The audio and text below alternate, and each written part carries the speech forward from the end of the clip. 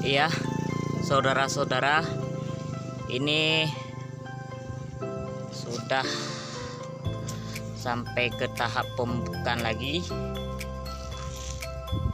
Dan hari ini saya bukan mengajari ataupun menggurui daripada teman-teman semua,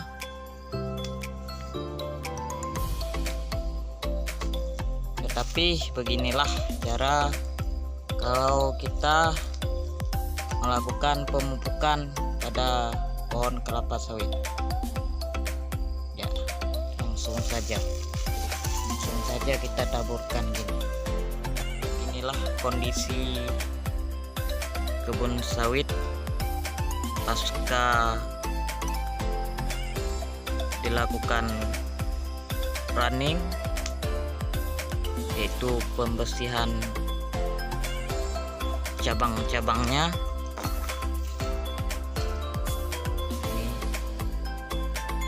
Ini sudah dibersihkan dan selanjutnya diberikan pupuk. Kita tetap selalu setia sama pupuk organik.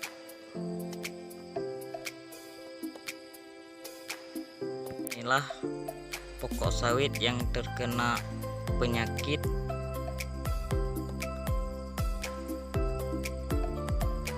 Daunnya keriting ya, seperti ini, dan belum ada tanda-tanda buahnya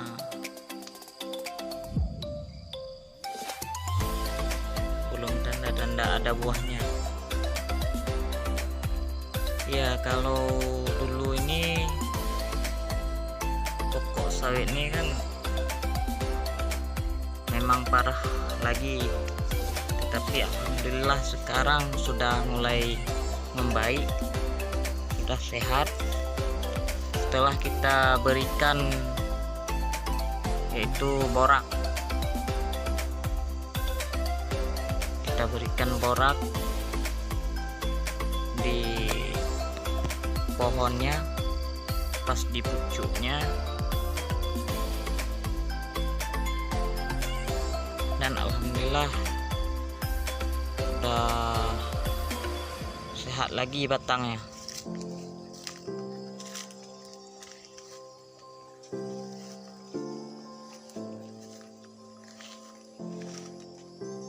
Itu ada jangkos juga.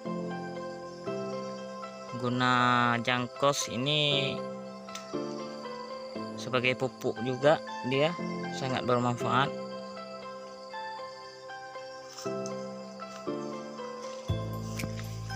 Selain untuk menyuburkan tanah,